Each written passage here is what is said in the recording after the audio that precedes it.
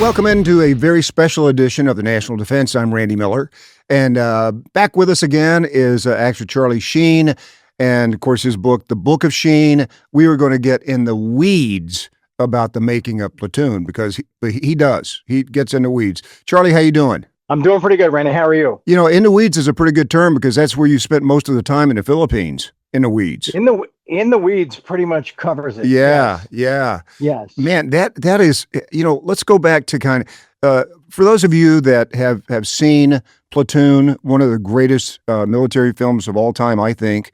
Thank you. I would encourage you to watch it again. And for those of you who haven't, you absolutely have to see it. It stands up great. 1987 it came out.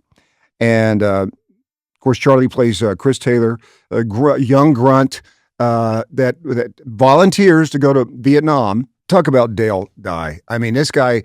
So you get a real tough ex-military man who comes in to shape you guys, whip you guys into shape, and actually went to Oliver Stone and said, "Hey, I got a great idea. Let's do like a real boot camp kind of deal." Yes.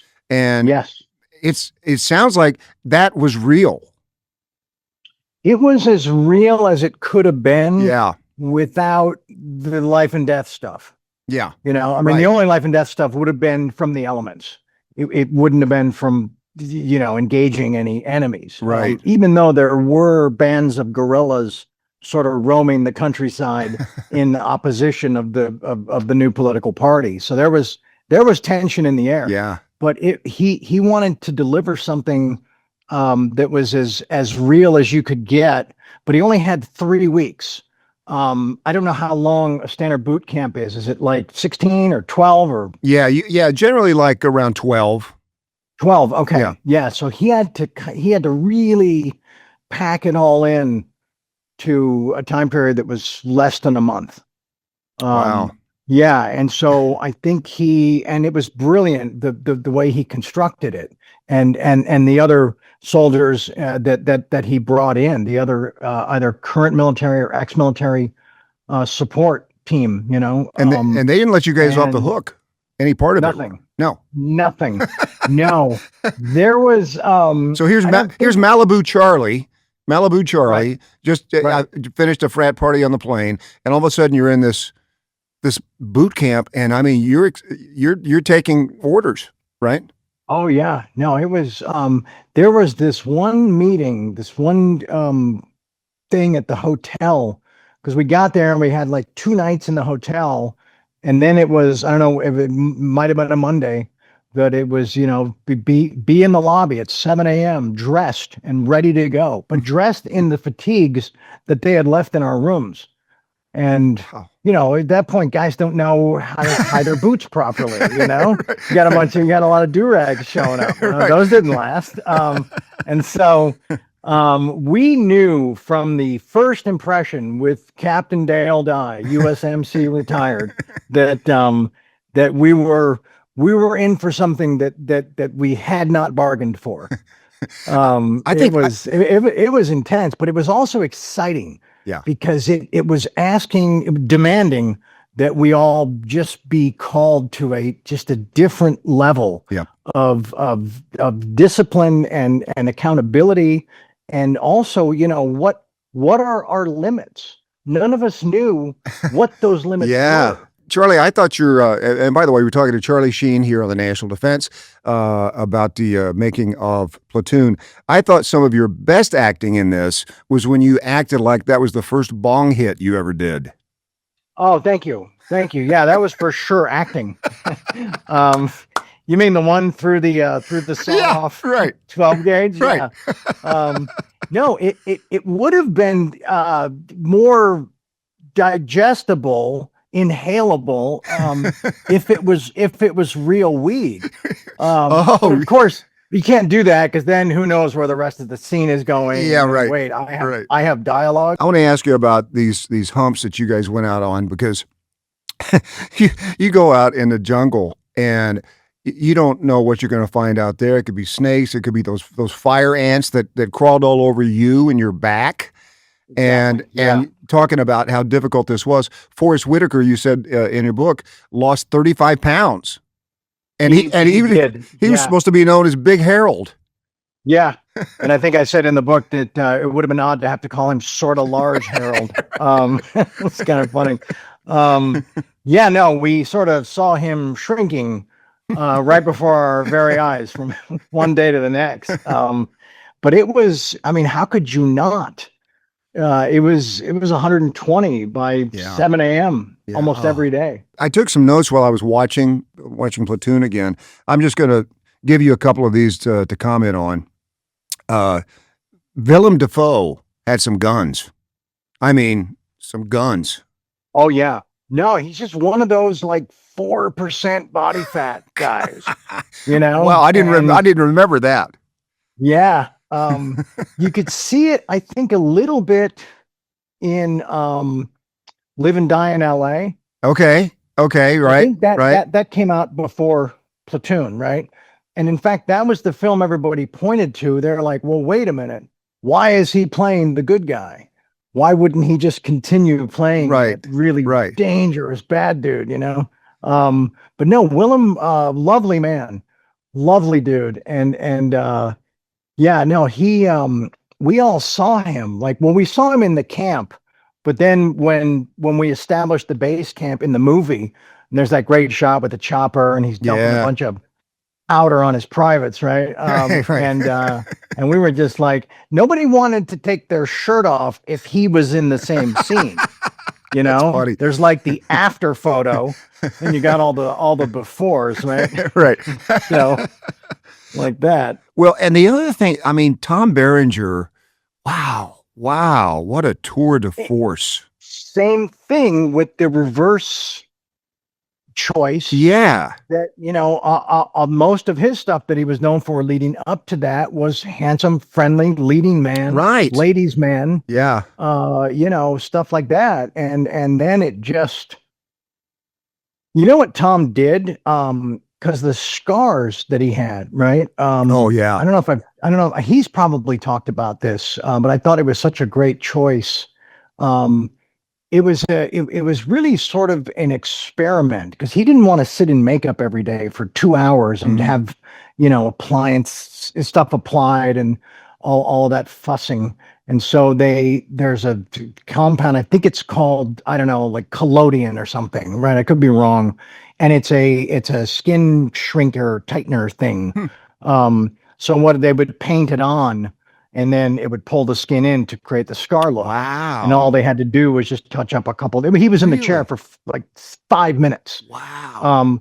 But during like his first makeup test, which was not a traditional makeup test where you'd like go and they'd film it and then look at it and study it. No, it was before we started, like on day one. He basically had like 10 minutes in the mirror to say, yeah, sure. So he added a little smile at the corner of one side of his mouth. Yeah, just a little smirky smile thing. Like a Joker. That was his choice. And I thought, wow. Oh, wow. This dude's deep in it, right? What about rappelling down a 90-foot wall that you guys had to do? It might have been a little shorter than 90, but whatever. It was tall. It was up there. The bottom, you know. Yeah. It was. Yeah, that is, as I discuss in the book. That was the first time I'd rappelled off of anything. Not even like a girlfriend's balcony in the 80s, you know. And to this day, sitting here right now, have never done it since. That was a one and done. But that was one of those things at that camp. What are we made of? What do we have in us? Yeah. What's untapped that's gonna be available? You know, what can we draw upon? How do you know what's there unless you're tasked with the unknown? Was Platoon still the toughest, physically toughest film you've ever had to make? Hands down. Yeah.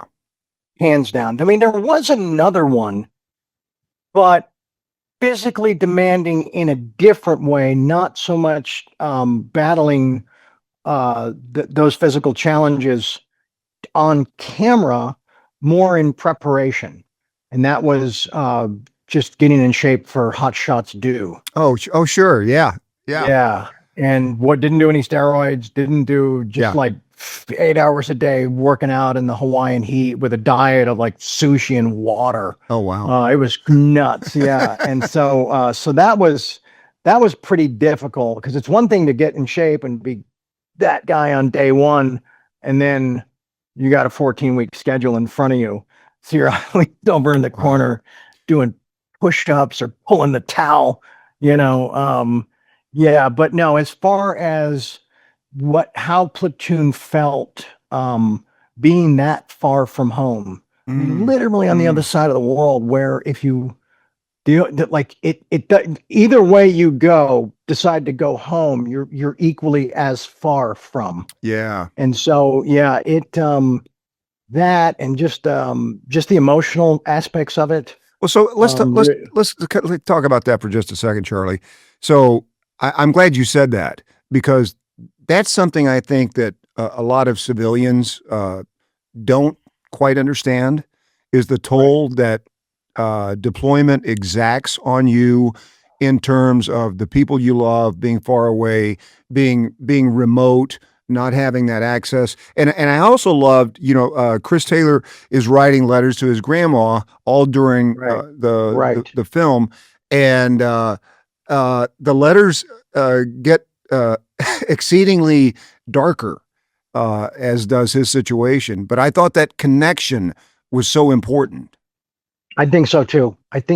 Yeah, it gave him some hope, however fleeting or distant or imagined that was for him. Yeah. It did keep him grounded somewhere, that in something that wasn't this. Yeah.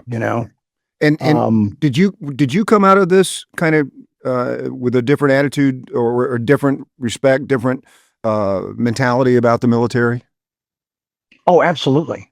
Absolutely. No, I was pretty certain before, Sure. and after, 100% that there's not a chance that I could have pulled it off in real life. Yeah. That I don't.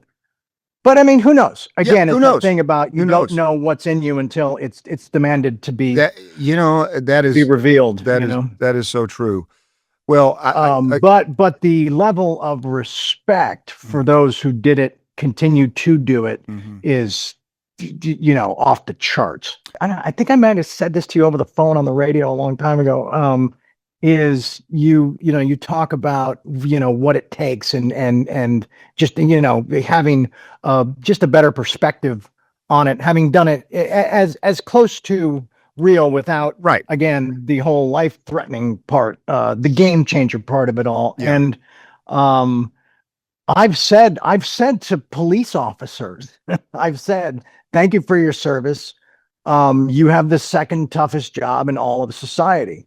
And they're like, what do you mean? What's the first?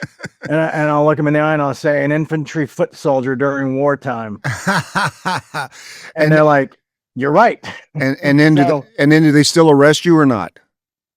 No, that was not a coffee shop, or that wasn't in the middle of the thing,